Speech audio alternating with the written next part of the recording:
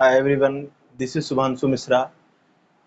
स्वागत करता हूं आप सभी का अपने YouTube channel commerce with Shubhanshu Mishra पर। सो गाइस, आज का जो हमारा लेक्चर रहने वाला है वो specifically principle of management topic के टेक्निक्स ऑफ मैनेजमेंट पे रहने वाला है। ठीक है, चलो आज का ये टॉपिक हम आज स्टार्ट करते हैं। इससे पहले अगर आपने पार्ट 1 और पार्ट 2 ना देखा हो तो आप डेफिनेटली जाके पहले उसको देख लीजिए, फिर इसको देखेंगे तो ज़्यादा समझ में आएगा। चलो आज का टॉपिक स्टार्ट करते हैं। क्या होती हैं वो टेक्निक्स जो मैनेजमेंट में यूज होती हैं, क्योंकि साइंटिफिक प्रिंसिपल में ही मैंने बताया था कि वो सारे साइंटिफिक मेथडोलॉजी या टेक्निक्स जो यूज करके मैनेजरियल फंक्शंस को स्मूथ किया जाता है वो क्या कहलाता है, टेक्निक ऑफ मैनेजमेंट। क्या होता है ये देख लेते हैं। इसमें कुछ टेक्निक्स सजेस्ट करी गई हैं टेक्निक्स ऑफ मैनेजमेंट में, सबको बारी बारी से देखना शुरू करते हैं। तो गाइस, हमारा जो पैटर्न होने वाला है ये टॉपिक मतलब नंबर 1 नहीं देखेंगे, पहले 2 से 7 नंबर तक के पढ़ लेते हैं, फिर कहाँ आएंगे, 1 नंबर पे वापस लौट के। चलो पहला दूसरा वाला क्या कहता है, कहता है standardisation and simplification of work. What does it means, क्या होता है स्टैंडर्डाइजेशन। स्टैंडर्डाइजेशन की बात करूं तो किसी चीज को एक स्टैंडर्ड फॉर्मेट में बनाना ही क्या कहलाता है, स्टैंडर्डाइजेशन।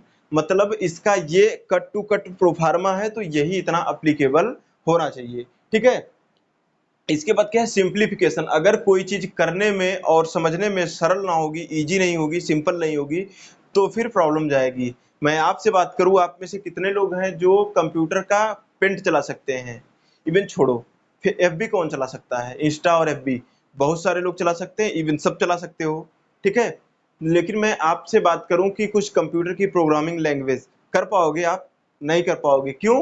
क्योंकि वो उतना इजी नहीं होती और दोनों तरीके से, एक तो समझने में और दूसरा करने में, दोनों तरीके से इजी नहीं होती। इसलिए इन्होंने क्या कहा कि अगर काम को, जो काम किया ही जाना है उसको स्टैंडर्ड वे में बना दें, उसका क्या बना दें, प्रो फार्मा,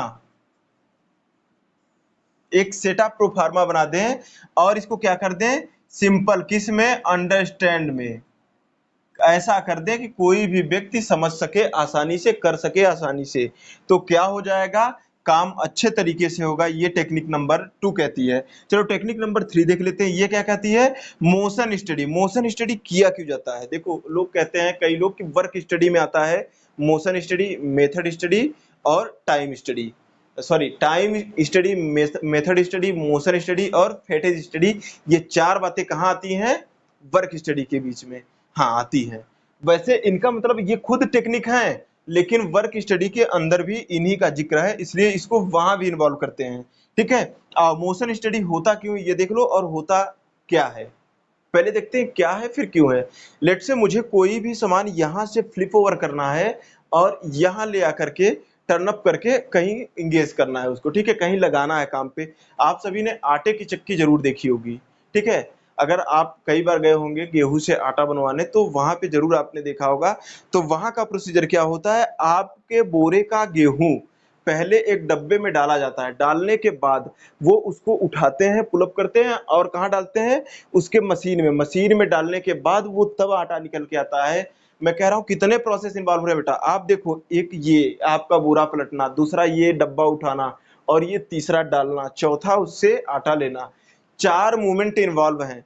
चारों मूवमेंट की स्टडी क्यों कर रहे हैं, क्योंकि हमें जानना है कि किस मूवमेंट को हम कट कर सकते हैं अपने प्रोसीजर से, ताकि अपने काम को कम से कम ड्यूरेशन में कर सके। तो it records the various movement of worker during the work.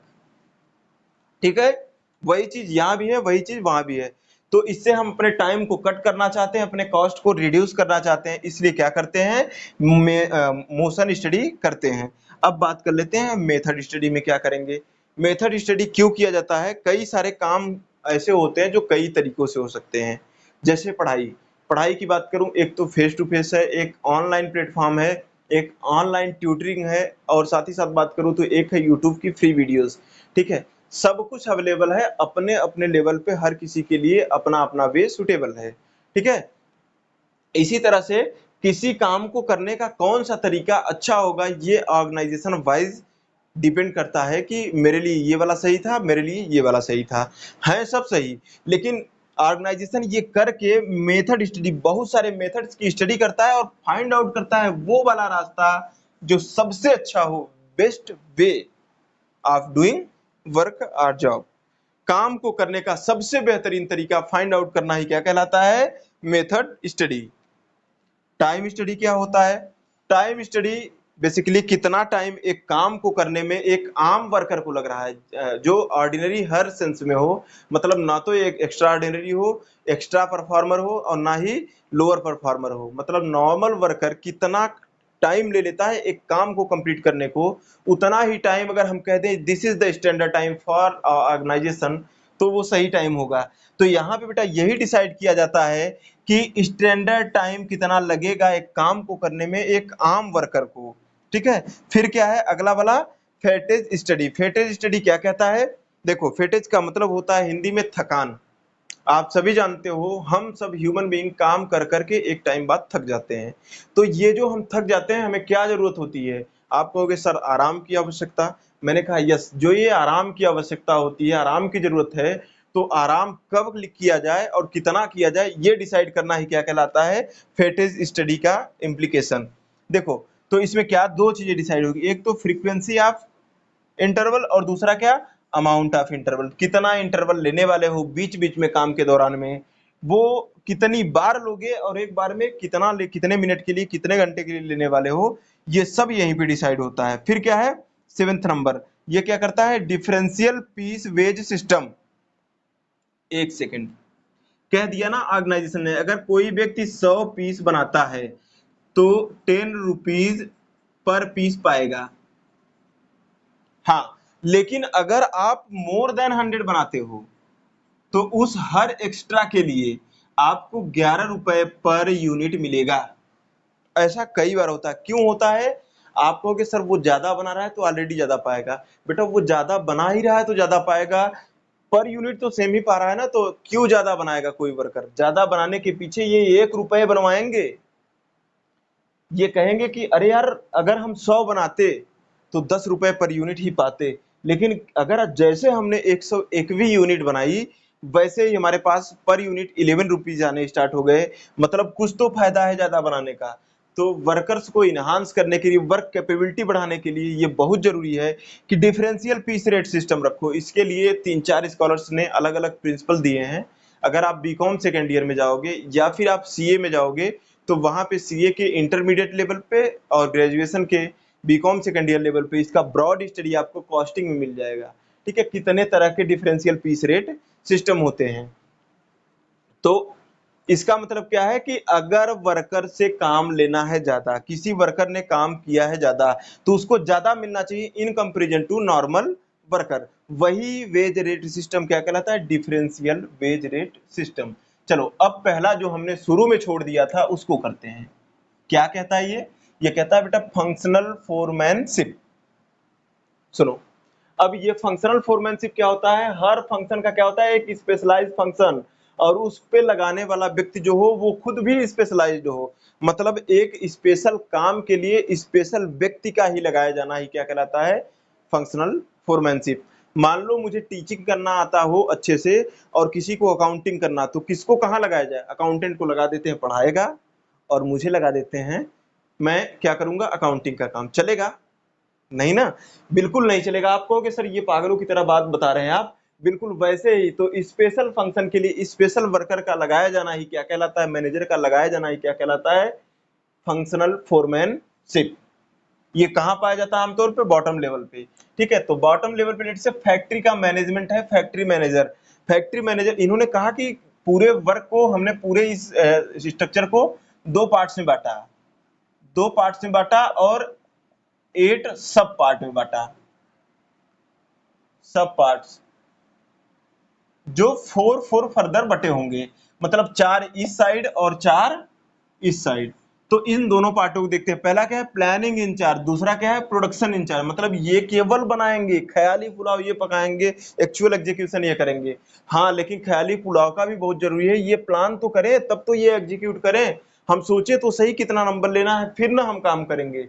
तो इसके लिए इन्होंने 2 पार्ट में बांटा, कहा कि एक है प्रोडक्शन डिपार्टमेंट, दूसरा है प्लानिंग डिपार्टमेंट। इन दोनों डिपार्टमेंट्स को इन्होंने फर्दर सेग्रीगेट किया 4 सब पार्ट्स में। कहा कि ऐसे ऐसे लोगों को लगाओ जो इन कामों के एक्सपर्ट हों। पहला इन्होंने प्लानिंग डिपार्टमेंट किसको लगाया? Instruction card clerk. ये आदमी क्या करेगा, नाम से ही पता चल रहा है, ऐसा आदमी जो कार्ड बनाए इंस्ट्रक्शंस के, जो बोले कि हाँ भाई ऐसा हो तो ये कर लेना, ऐसा हो तो ये कर लेना, मतलब सिंपल कुछ नहीं करता, ये इंस्ट्रक्शंस बनाता है, गाइडलाइन बनाता है फॉर द वर्क। क्या क्रिएट करता है बेटा, गाइडलाइन बनाता है कुछ भी काम को किए जाने के लिए, इंस्ट्रक्शंस बनाता है, वो उसके लिए कार्ड तैयार करता है। फिर इसके बाद कौन है, रूट क्लर्क। रूट क्लर्क क्या करेगा, रूट से ही पता चल रहा है, मतलब किधर से होके जाना है, ये रूट कौन डिसाइड करेगा, रूट क्लर्क। मतलब ये सीक्वेंस ऑफ ऑपरेशन तैयार करता है, कहता है इस ऑपरेशन के बाद ये करना, इसके बाद ये कर लेना, और इसके बाद ये करना, ठीक है। फिर कौन है अगला, time and cost clerk. Time and cost clerk क्या होता है, ऐसा क्लर्क जो डिसाइड करेगा, मतलब जो प्लान करेगा कि एक पर्टिकुलर काम को किए जाने के लिए कितना टाइम लगेगा और साथ ही साथ कितनी कॉस्ट आएगी, इन दोनों के लिए रिस्पॉन्सिबल जो व्यक्ति होगा वो क्या कहलाएगा, टाइम एंड कॉस्ट क्लर्क। फिर है डिसिप्लिनेरियन। डिसिप्लिनेरियन ये क्या करता है, डिसिप्लिन मेंटेन करता है, ऑर्गेनाइजेशन में डिसिप्लिन होना चाहिए। मतलब मैंने आपको प्रिंसिपल ऑफ डिसिप्लिन में मैंने बताया था कि हर ऑर्गेनाइजेशन का एक रूल होता है, एक रेगुलेशन होता है, इस रूल और इस रेगुलेशन को हर एम्प्लॉय को जो वहां काम कर रहा है फॉलो अप करना होता है। तो कौन देखेगा कि हो रहा है कि नहीं, यही पर्टिकुलर मैनेजर। फिर आते हैं प्रोडक्शन इंचार्ज की ओर, इनको भी देखते हैं, इनमें भी 4 लोग ऐसे ही हैं। पहला कौन है, स्पीड बॉस। अच्छा, इधर वालों का नाम क्लर्क है, इधर वालों का नाम बॉस है, कुछ नामों से कुछ नहीं फर्क है, सब एक जैसे हैं, बॉस क्लर्क ये सब नाम बस नाम के हैं, ठीक है। चलो, तो स्पीड बॉस क्या करेगा, speed boss is responsible for work is done on right time and speed. 2 चीजों के लिए ये व्यक्ति रिस्पॉन्सिबल है, किस किस के लिए, एक तो काम समय पे हो जाए और सही स्पीड पे हो जाए, ठीक है, काम की स्पीड और टाइम दोनों क्या हो, उचित हो, सही हो, राइट टाइम हो, राइट स्पीड हो। चलो, इसके बाद दूसरा कौन है, गैंग बॉस। गैंग बॉस क्या करता है, आओ बताते हैं। Gang boss is responsible to keep man, machine, material, money etcetera. मतलब ये आदमी अपने पूरे गैंग के लिए रिस्पॉन्सिबल होता है, मतलब पूरा वर्क, मैन, मशीन, मटेरियल वगैरह कहाँ होंगी, इन सब चीज को मेंटेन करके कैसे रखना है, इसके लिए ये गैंग बॉस इज रिस्पॉन्सिबल। चलो, फिर है रिपेयर बॉस। रिपेयर बॉस मतलब क्या, आपने कभी ऑर्गेनाइजेशन को देखा हो तो वहां पे बहुत सारे कंप्यूटर्स, मशीनरी वगैरह इंप्लॉय होती हैं, तो इन सब चीजों को आप जानते हो एक टाइम बाद ये ऑब्सोलीट होंगी या ये खराब हो जाएंगी, तो इनको सही मायने में सही स्तर पे लेके आना सुधार करके, किसकी रिस्पॉन्सिबिलिटी होती है, रिपेयर बॉस की। तो he is responsible for upkeeping of machines efficiency.